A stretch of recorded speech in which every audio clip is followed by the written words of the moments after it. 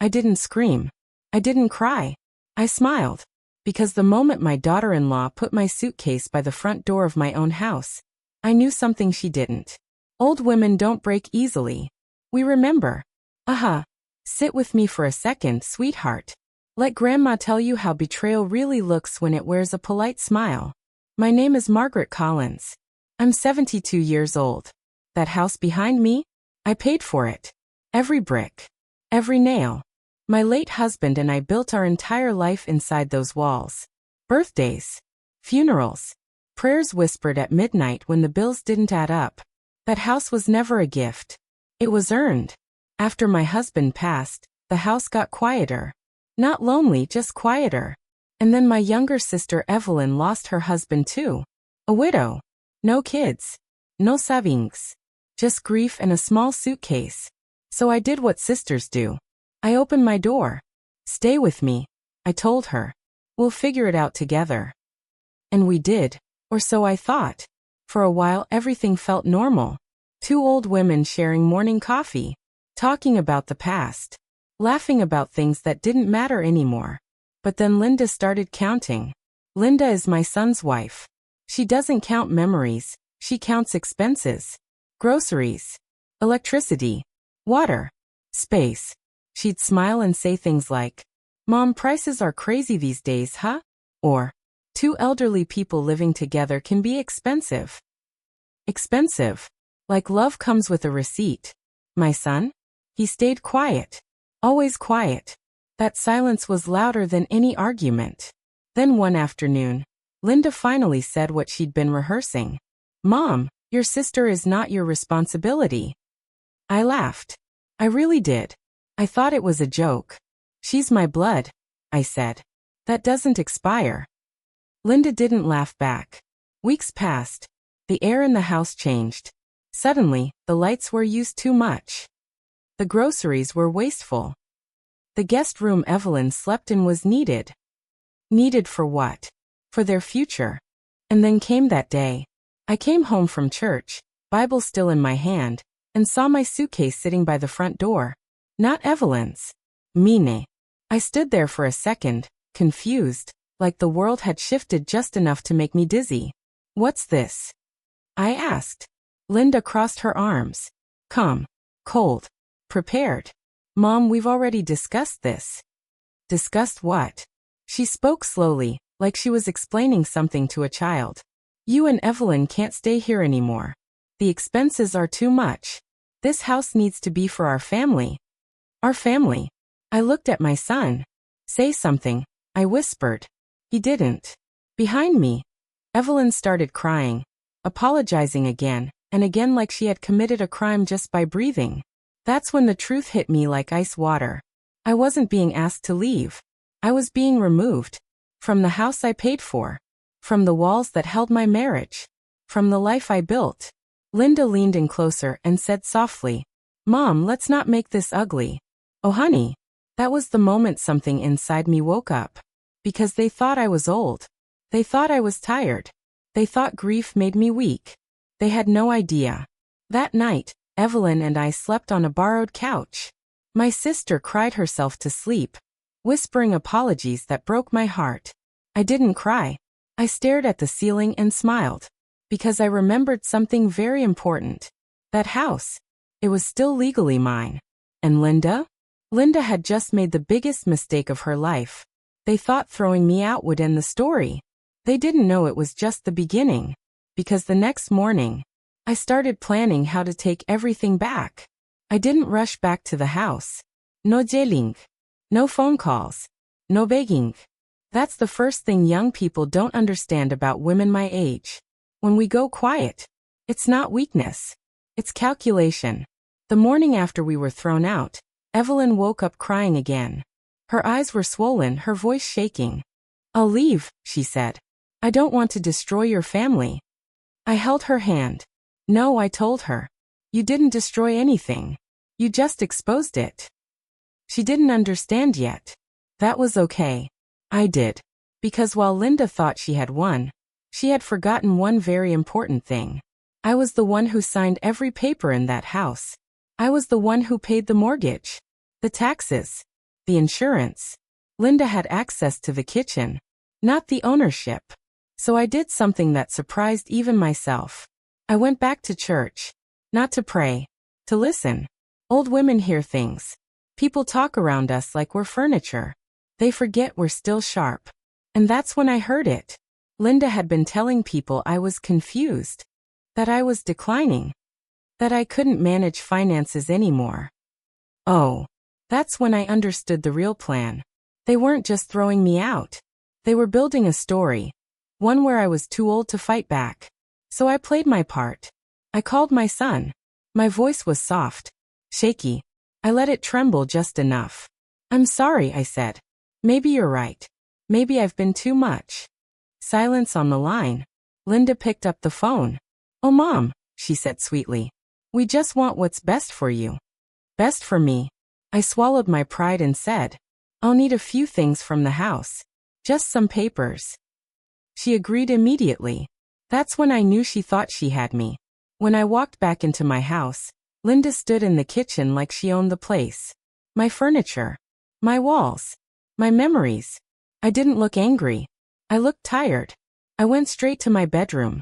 My hands shook, not from fear, but from rage I was holding down.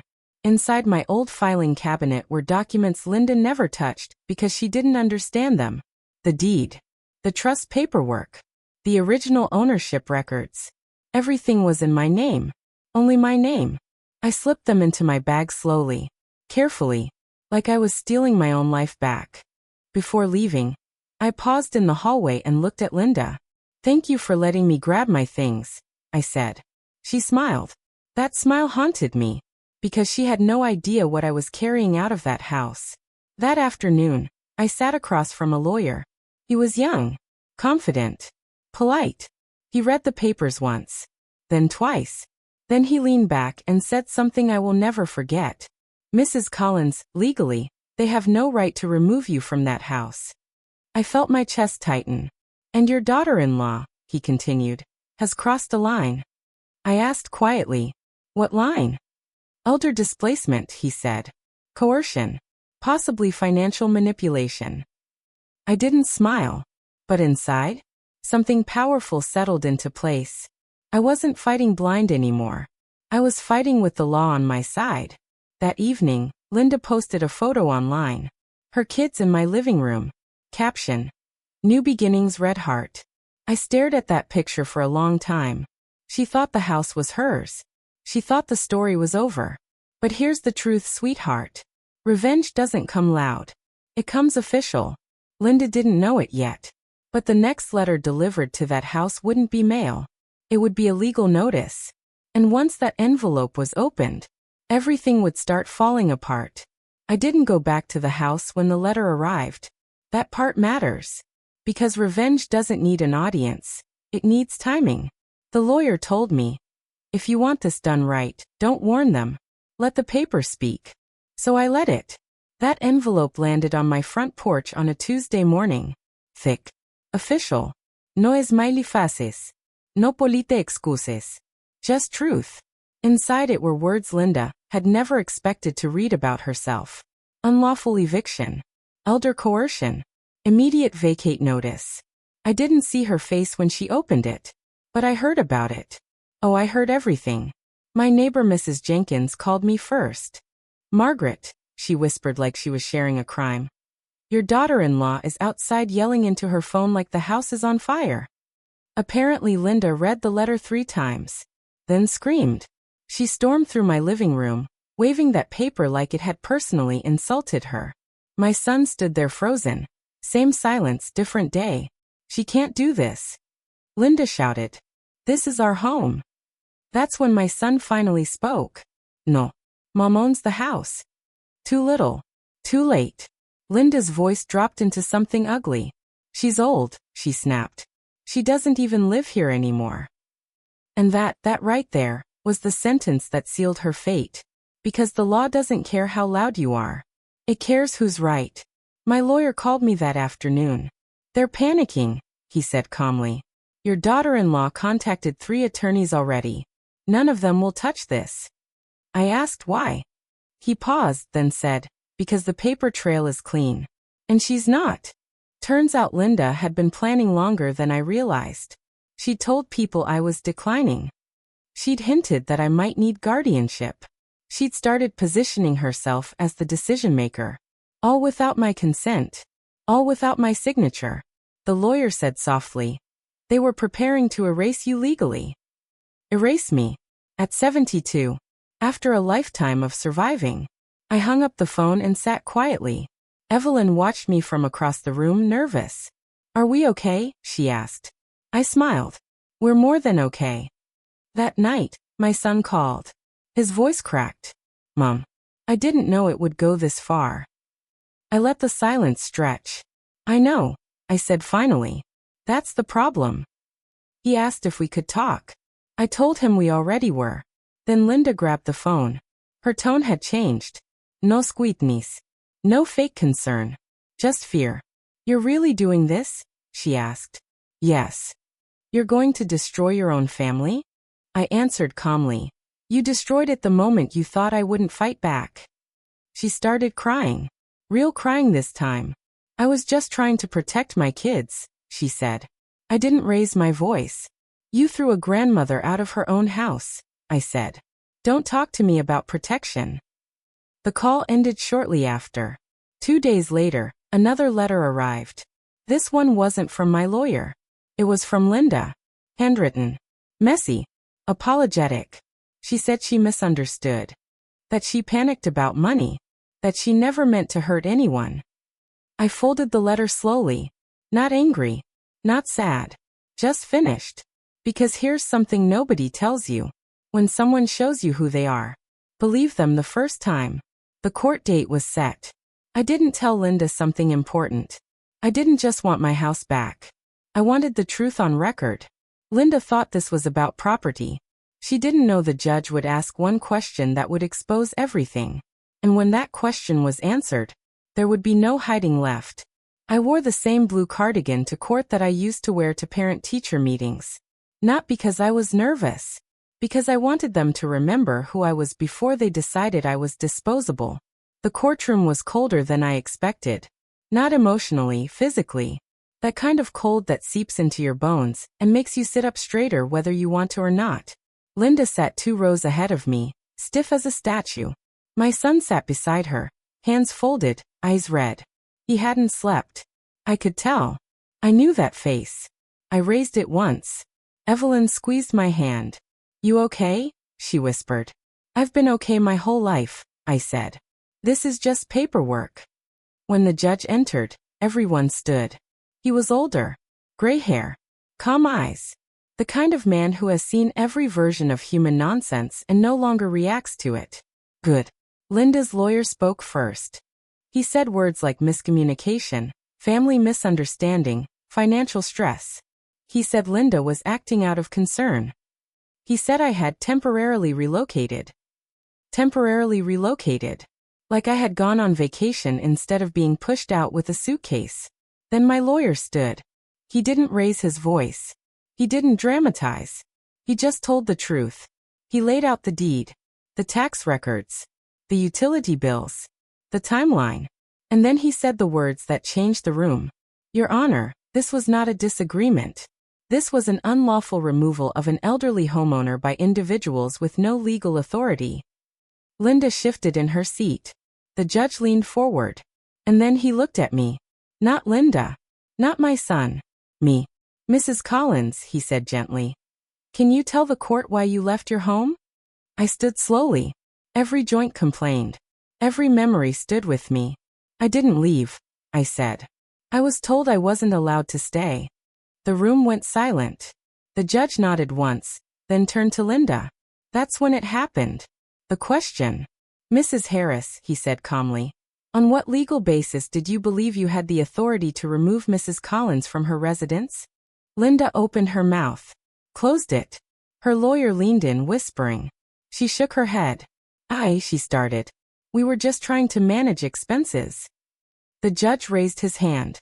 That was not my question. His voice wasn't loud. It didn't need to be.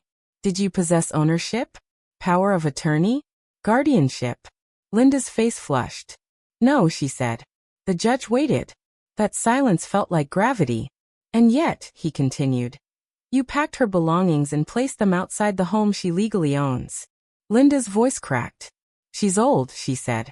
She forgets things. I felt Evelyn tense beside me. The judge's eyes hardened. Age does not remove rights, he said sharply. Nor does convenience. Then he asked something I don't think Linda was prepared for. Did Mrs. Collins ever tell you she wanted to leave her home? Linda shook her head. No. Did she give you permission to relocate her? No. Did she request financial management? No. Each no hit like a nail. The judge leaned back. Then what you did, he said slowly, was not help. Linda started crying again. Real tears. I was scared, she said. I thought she wouldn't notice. I thought. She stopped. Too late. The courtroom was dead silent. Even my son looked at her like he was seeing her for the first time. The judge wrote something down. Then he said words I will never forget. This court takes elder displacement very seriously. My heart pounded. He looked directly at Linda. You didn't just cross a family boundary, he said. You crossed a legal one. Linda's lawyer put his head down. The judge turned to me again. Mrs. Collins, he said softer now. What outcome are you seeking? I took a breath. I want my home back, I said. And I want it on record that I was wronged. The judge nodded. I believe that will be possible. Linda let out a small sound, halfway between a sob and a gasp.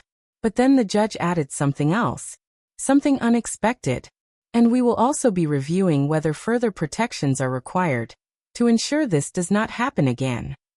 Linda froze. Because she finally understood. This wasn't just about losing a house. This was about losing control. Linda thought the worst was over. She didn't know the judge had one final decision to announce. And when he did, the house would be mine again. But the consequences would be hers forever. The courtroom was so quiet I could hear someone breathing behind me. The judge looked down at his notes one last time. He didn't rush. Men like him never do. They understand the weight of words. Linda sat stiff, hands clenched in her lap, eyes red and swollen. My son stared straight ahead, like if he didn't move, the moment might pass him by. It didn't. The judge cleared his throat. This court finds, he said, that Mrs. Margaret Collins was unlawfully removed from her residence. Linda's shoulders dropped like someone had cut the strings holding her upright. The property in question, he continued, is solely owned by Mrs. Collins. Any attempt to deny her access constitutes elder displacement. I felt Evelyn squeeze my hand so tightly it almost hurt. Then came the words that made my chest finally release its breath. The defendants are ordered to vacate the premises immediately. Immediately. Not next week. Not after discussion. Immediately. Linda gasped. No, wait, Your Honor, she cried. We have children. The judge didn't flinch. You should have considered that before removing an elderly homeowner from her legally owned residence. He turned to my son. Mr. Harris, he said. You stood by while this occurred. That will also be noted. My son's face crumpled.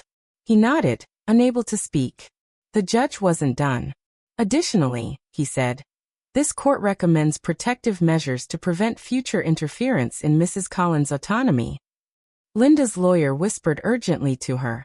She started shaking her head. No, no, no. I stood when the judge looked at me again. Mrs. Collins, he said, you are free to return to your home today. Today. I didn't smile. I didn't cry. I just nodded. Because dignity doesn't need drama. When I pulled into my driveway that afternoon, the house looked exactly the same. Same porch. Same windows. Same memories waiting inside. But everything felt different. Linda was already packing when I walked in. Boxes everywhere. Clothes half-folded. Panic thick in the air. She looked at me like she didn't recognize me anymore. You didn't have to do this, she said bitterly. I set my purse down slowly. Yes, I said. I did. My son stood near the doorway. Mom, he whispered. I'm sorry. I looked at him for a long moment. I know, I said. But sorry doesn't rewind time. Linda slammed a box shut.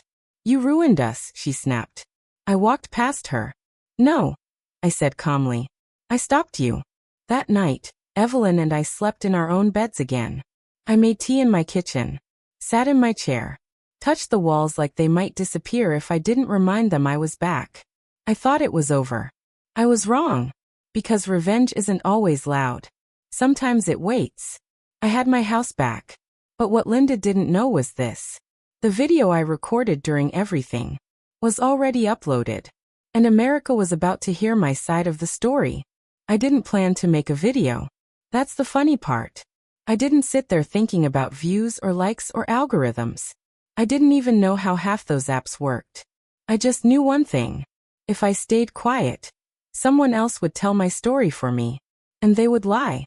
So I sat at my kitchen table, with a cup of tea and my phone propped against a sugar jar. I looked tired. I looked old. I looked honest. And I hit record. Hi, I said. My name is Margaret. I'm 72 years old. And last week I was thrown out of my own home. I didn't cry. I didn't yell. I just told the truth. I talked about my sister. About the suitcase by the door. About being told I was too expensive. About standing in court while someone explained my life like I wasn't sitting right there. I even held up the court order. Proof matters. At the end, I said one sentence and stopped recording. If you're old, quiet, or kind, don't let anyone mistake that for weakness. I didn't add music. Didn't add filters. Didn't even know how to edit. I just pressed upload. Then I went to wash dishes. By the time I came back, my phone was vibrating like it was alive. Notifications. Messages. Missed calls. Evelyn came running in, eyes wide. Margaret, she whispered. I think the internet found you. Found me? Honey, the internet didn't just find me. It stood up for me. Thousands of comments flooded in. Protect our elders. This broke my heart. My grandma went through the same thing. Linda should be ashamed. Someone stitched my video. Someone else shared court documents. A lawyer commented explaining elder displacement laws. It snowballed. Fast. By the next morning, my video had crossed 1 million views. By noon, reporters were calling. I didn't answer. I didn't need to. The truth was already doing its job. Linda called. Over and over. I didn't pick up. Then my son texted. Please make this stop. I stared at that message for a long time. Then I typed back. I didn't start it. I survived it. That afternoon, Evelyn showed me something on her tablet. Linda's social media was gone. Deleted. Her job page? Under review. Her friends? Suddenly quiet. See, Linda had spent years curating a perfect image. The devoted mom, the responsible daughter-in-law, the woman who handled things. The internet doesn't like people who handle elders out the door. That evening, someone knocked on my door. A woman stood there with a camera and a gentle voice. I'm from a local news station, she said. We wanted to ask if you'd like to speak. I smiled. No, I said. But thank you. She nodded like she understood. Because sometimes the loudest statement is knowing when to stop talking. Inside, my phone buzzed again. A message from Linda. Long. Desperate. She said she was sorry. That she never meant for it to go this far. That I had destroyed her life. I didn't respond. Because here's the truth, sweetheart. Consequences feel like destruction. When you've never been held accountable. I sat down in my living room that night and looked around. The house was quiet again. But this time it wasn't lonely. It was peaceful. I thought this was the end. It wasn't. Because going viral does something strange. It brings out supporters. And it brings out secrets. The next morning, I received a message from a stranger. It said, You don't know me, but I know Linda. And there's something you need to see. I stared at the message for a long time. You don't know me, but I know Linda. And there's something you need to see. At my age, you learn one thing very well. When a stranger reaches out quietly, it's usually because they've been quiet for too long. I didn't answer right away. Evelyn noticed. You okay? She asked. I think, I said slowly, someone just handed us the missing puzzle piece. I typed back one word. Show me. The reply came fast. A name. A phone number. and a sentence that made my stomach tighten. She did this before. To my aunt. I sat down. Hard. The woman's name was Rachel. She lived 3 states away. Her voice shook when she finally called me. My aunt was 78, she said. Widowed. No kids. Linda married into our family years ago. I listened. I didn't interrupt. Because when someone finally tells the truth, they need space to let it breathe. She moved in to help, Rachel continued. Handled groceries. Bills. Appointments. Said it was temporary. Temporary. That word again.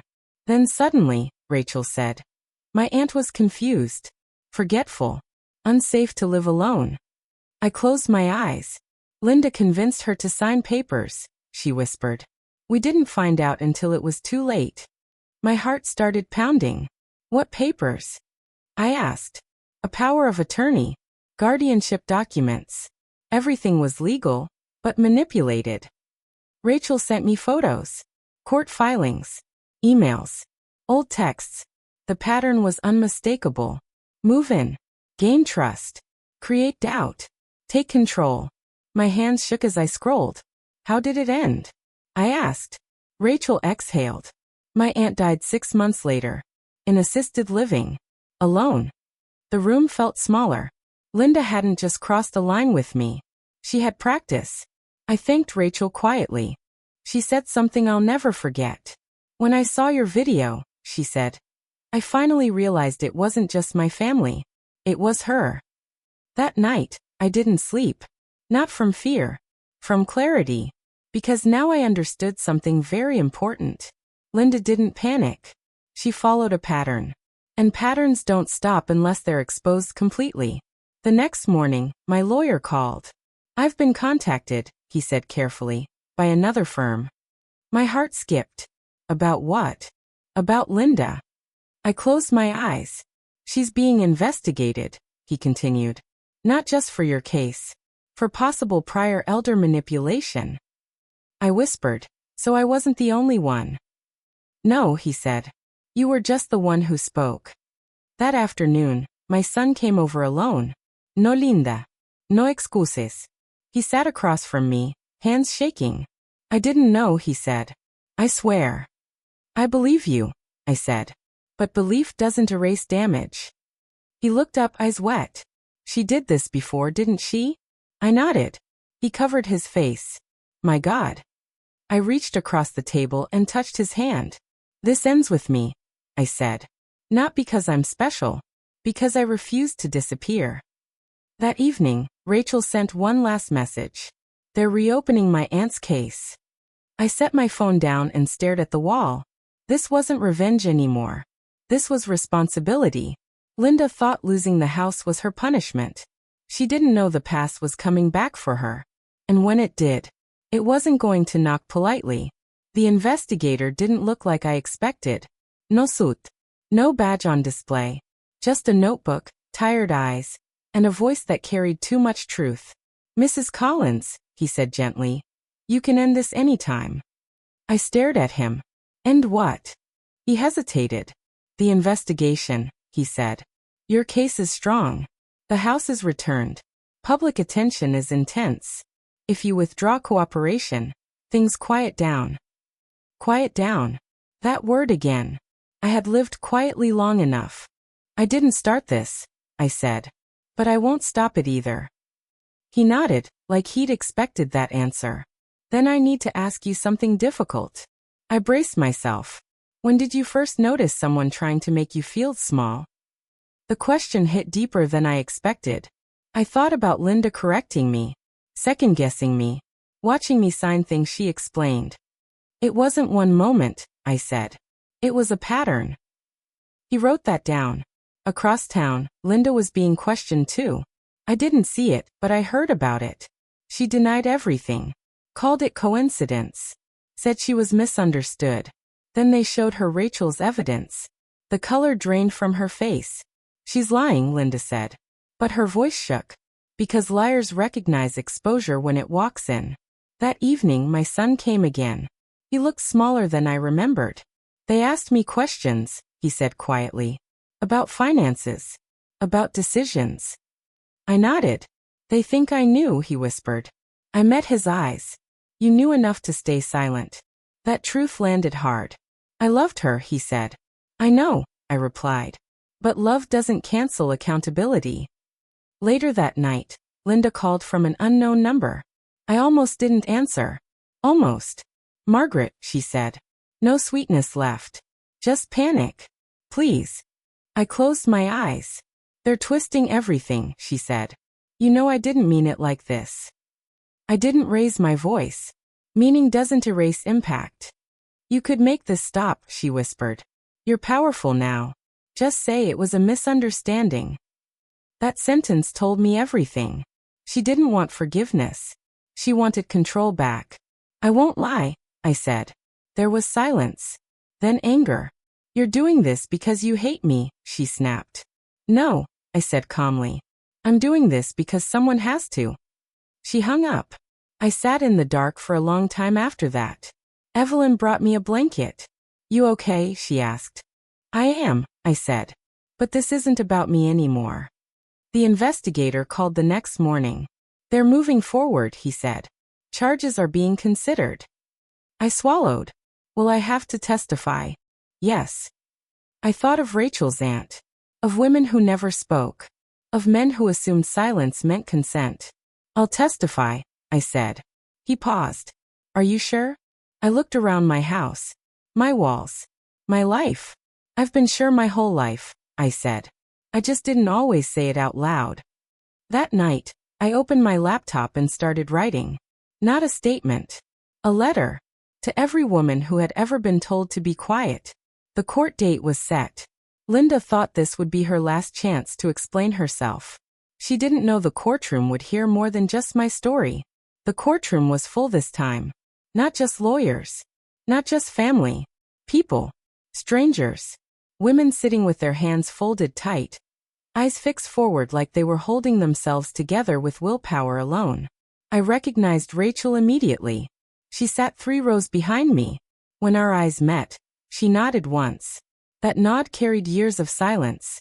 Linda walked in last. No confidence left. No perfect posture. No control. She looked around like she was searching for exits that didn't exist. The judge entered. Everyone stood. This wasn't just my case anymore, and Linda knew it.